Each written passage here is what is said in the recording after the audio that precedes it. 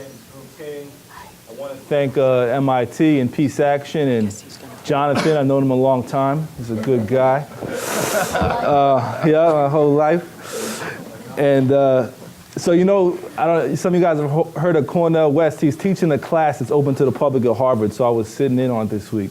And he talks about how right now, you know, in academia and all our advocacy organizations and policy, we don't talk about catastrophe or crisis. We talk about our narrow issues. You know, there's a housing issue, there's a poverty issue, but the reality is this is a crisis, right? We're talking about a crisis of war, a crisis of poverty, of inequality. We've heard the obscene numbers.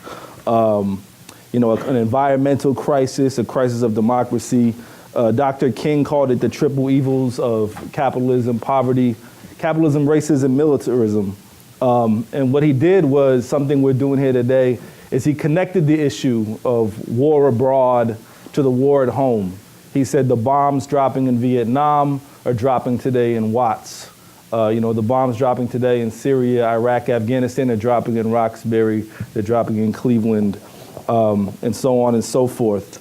So, you know, today under Trump and, you know, the last several administrations, our government is continuing to spend billions of dollars every day on war and occupation abroad while gutting precious human needs programs here at home, as we've talked about, energy, housing, healthcare, in the richest nation on earth. And this is definitely a crisis. We talk about the defense industry right here. Raytheon, Draper Labs aiming nuclear weapons, MIT, these are billion-dollar institutions. While the Boston public school system can't get equitable funding or resources. I'm a student. I was able to get into the MIT gym the other day playing basketball. There was some local kids from Cambridge, mostly black teens. The game got interrupted by staff. They got kicked out of the gym, right? Because they hadn't paid the expensive fee to use the MIT gym. And we stopped mid-game and they were kicked out of the gym. So youth can't even get quality recreational and after-school spaces while surrounded by this much wealth and people that are aiming the nuclear weapons. So a lot of contradictions here. So King also said, only when it is dark enough can we see the stars. So over the last 10 years, we've had some of the biggest upsurges in social movement activity since the 1960s and 70s. Occupy Wall Street, 2011. I mean, you had thousands, hundreds of thousands of people occupying their squares. They gave us the brilliant language of the 1%, the corporate elite versus us, the 99%. Millions of people, mainstream institutions, the whole world was watching this group for several months. Labor unions, community organizations, all marching to their local parks and occupations. But then unfortunately, we captured the attention, but we couldn't hold it together to actually translate this into long-term systemic policy change. Black Lives Matter, tens of thousands are in the street shutting down highways. Bernie Sanders, over 10 million people voted for an openly democratic socialist. So the momentum is there, the moment is there, but the question is, how do we connect and align our movements and our efforts? We're gonna hear from some great movement leaders today. And this question of the resistance, what is it? Who is in the resistance? And what is our program? What are our goals? What are our strategies? Because when I turn on MSNBC, all I hear about is Russia, to be frank with you. And that's not something where I can go to the community. I'm not going to the neighborhood and talking to people. That's not connecting with them. Blaming, that sounds like what the right wing was doing in the 1950s, talking about Russia. So that's not about the issues that are affecting poor and working people. Anyways, I'll digress. Today, we have with us Rand Wilson. That's a member of Our Revolution Somerville. Our Revolution is the Bernie Sanders party organization. Who is Rand Wilson is a longtime labor and community organizer, one of the initiators of the Sanders for President campaign in Mass, and a founder of Our Revolution Mass. And sorry if I mispronounced names, I guess I'm wrong. I just got these bios. Dr. Michael Van Elzekir? A researcher on post-traumatic stress disorder at Mass General Hospital in Charlestown, a member and leader of Peace Action, Mobilization for Diplomacy and Peace with North Korea. Savina Martin, a longtime housing movement leader and the current leader of the Massachusetts chapter of the Poor People's Movement, which we'll talk more about. And Cole Harrison is the executive director of Mass Peace Action, a lead organizer of the campaign to support the people's budget. So I think, and also we have Fred Salvucci in the room, a former Secretary of Transportation under former Governor Dukakis, and an advocate for public transit and housing. Thank you. My name is Savina Martin, and I'm here today to talk about the Poor People's Campaign. In 1967 and 68, when Dr. King gave one of his last speeches at Riverside Church beyond Vietnam, he was embarking on launching the Poor People's Campaign, but as all of you know the history, I'm preaching to the choir, he was assassinated. 50 years later, today, Dr. William Barber II and Liz Theosaurus, or Theo Harris, are the co-chairs of the Poor People's Campaign. We launched December 4th in Washington, D.C., where we had over 25 states across the country roll call, including Massachusetts. Since that time, we've had about 4 meetings. The very first meeting, we had about 40 people. The second meeting, we had about 80. The third meeting, we had over 100. We are quickly outgrowing our space. So the Poor People's Campaign during this time is so critical. As you all know, today we've talked about the impact of the budget. We've talked about how it affects the people on the ground. And I've been working on Ground Zero for a very long time. In fact, I grew up in Roxbury, Massachusetts. And I'm speaking to you today, not subjectively, but I'm speaking to you today to represent the millions of other people that are affected by systemic ills. We're talking about the 4 evils, which today is, again, systemic poverty, systemic racism, the war economy, and ecological devastation. Let me tell you something. When Martin Luther King spoke, he did a series of 4, one of which is called the Trumpet of Consciousness, or the Trumpet of Conscience.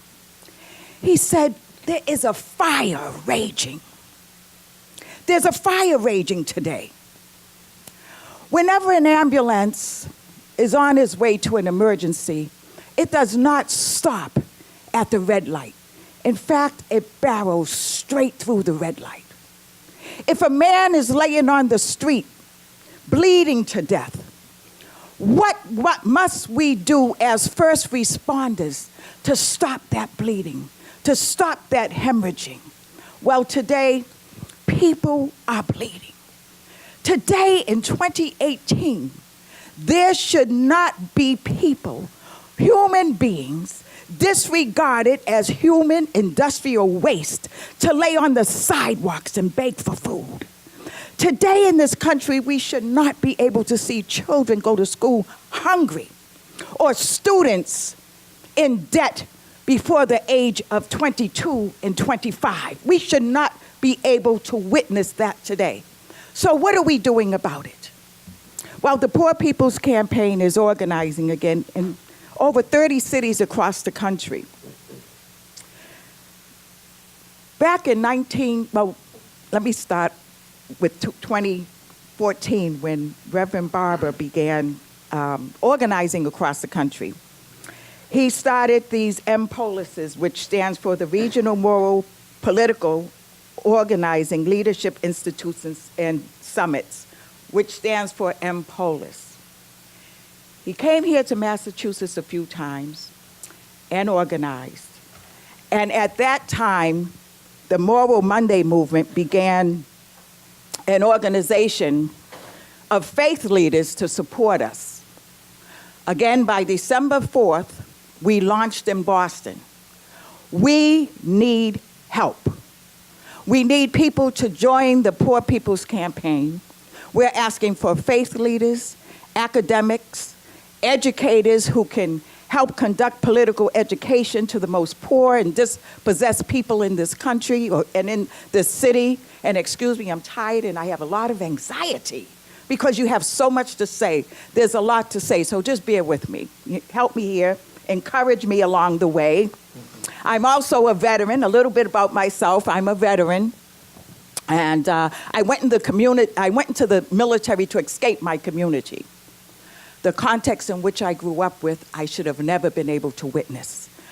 During the 1968 assassination of Dr. King, I was young, I was looking out of my window, and I saw my mother standing off with the police. And I shared this story several times because I have to come from that place of pain, like so many other people who had to grow up in the ghettos and the urban cities across this country. I should have never been that age witnessing anything so devastating. At the police yelling at my mother and telling her to go in the house, but she only wanted to look for her sons. Little did I know this man was assassinated. And I had to witness my community in Roxbury, Massachusetts burning. Several days of smelling smoke and hearing the sirens barreling past with an emergency to put these fires out, and the police beating and throwing tear gas under our doors. We should have never had to witness that. And then I fled the community to go in the military, and things happened there. I didn't do so well. And I came home stricken with post-traumatic stress disorder. So if you see me skipping around, yes, I speak from my trauma. But I speak from my trauma like so many millions of other people who have to sleep in the subway stations, in the doorways, on riverbeds, or come out of the military and there are no services available. Because remember, someone said here earlier that the military does not want to act as case managers or human services. You're in the military, you have an MOS, and you're in there to do one thing, and that's whatever job it is that you sign up for.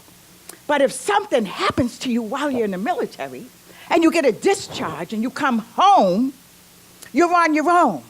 So now we see so many veterans roaming the streets with nowhere to go because their services have not been met. Oh, we can plan for a war, but we don't plan for them to come back, to be deployed back to the states, to be deployed back to their cities, to be deployed back to their urban communities, and only stuck with post-traumatic stress disorder if they hear a car going off or backfiring. They're jumping. So I'm saying that to say that this shouldn't happen in this country. So the Poor People's Campaign is organizing in the spring 40 days of direct action in civil disobedience. And that is to apply the pressure on this bleeding and hemorrhaging country. We will be conducting simultaneous actions, trainings on civil disobedience. We are in the process here in Massachusetts and shoring up our structure and internal inputs and outputs and our goals and objectives. So we need a lot of help. We need a lot of support. We need committees to sign up to help apply the pressure on this country and shift this narrow, here I go again. Shift this moral narrative. That's how my trauma speaks sometimes, along with the anxiety I get. So thank you all for having us. If you want to hear more about the Poor People's Campaign, go to www.poorpeoplescampaign.org, or you can email us at, it's very easy, you can contain it to memory, Massachusetts@poorpeoplescampaign.org. So thank you all. Thank you for being patient and bearing with me. Join the Poor People's Campaign.